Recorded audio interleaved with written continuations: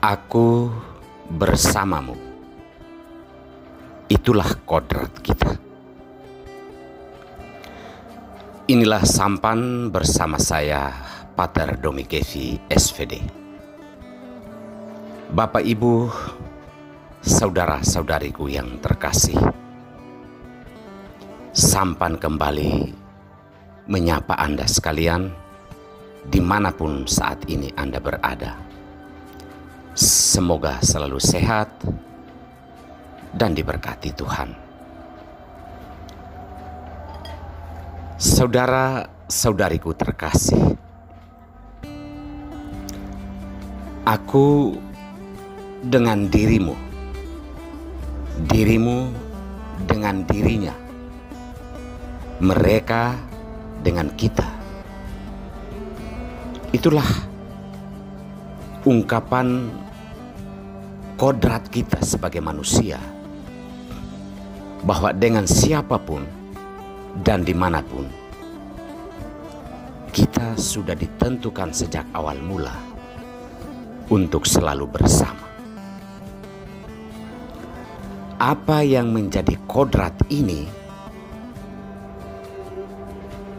mengapa tidak kita sadari, sehingga kebersamaan kita selalu menjadi ancaman atau selalu terancam untuk terpecah belah. Ini terkesan bahwa seolah-olah kita sedang mengancam diri kita sendiri, karena hidup bersama dengan siapapun itu sudah ditentukan Tuhan sejak awal mula, ketika seseorang diperkenankan untuk hadir di dunia ini. Saudara-saudari terkasih, sabda Tuhan pada hari ini mengingatkan kita tentang hal yang melekat dalam hidup kita sebagai manusia, yakni hidup bersama. Dalam bacaan Injil, memang Yesus dan orang-orang Farisi sedang bersoal jawab tentang hidup perkawinan, tentang hidup bersama dalam sebuah perkawinan. Orang Farisi datang dengan membawa pertanyaan, apakah boleh seseorang menceraikan istrinya? Dan Yesus menjawab mereka bahwa hidup bersama, terutama dalam hidup perkawinan, itu sudah ditentukan oleh Tuhan sejak awal. Maka manusia atau dua orang insan yang telah ditentukan untuk bersama itu tidak dapat diceraikan oleh hal apapun di atas dunia ini. Memang kalau berbicara tentang hal ini, mungkin pikiran kita semata-mata fokus pada sebuah hukum atau aturan. Maka kita selalu merasa tidak merasakan sesuatu dalam hidup bersama. Entah itu hidup bersama sebagai suatu komunitas ataupun hidup bersama sebagai satu keluarga. Oleh karena itu, karena ketidaksadaran kita terhadap hidup bersama sebagai suatu kodrat, dan kita hanya berpikir melulu dari segi hukum, ancaman untuk selalu bercerai atau hidup terpecah belah satu sama lain itu selalu ada. Sabda Tuhan sebenarnya, terutama Yesus dalam Injil, mengajak kita untuk menyadari kebersamaan ini pertama-tama bukan sebagai suatu hukum atau sebagai suatu aturan, tetapi kita diajak untuk menyadari bahwa hidup dengan orang lain, apalagi yang hidup dalam berkeluarga, itu adalah kodrat, panggilan dasar dari setiap manusia.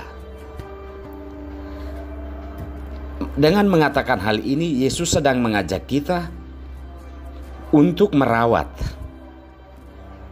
Tentunya dengan cara mencari alasan agar hidup bersama itu selalu awet, selalu baik. Masalah apapun yang ada, itu tidak menjadi alasan supaya kemudian kita saling meninggalkan atau terpecah satu sama lain. Saudara-saudari terkasih, Yakobus menegaskan bahwa hal ini hanya akan mungkin kalau kita berusaha untuk tabah dan hidup tekun.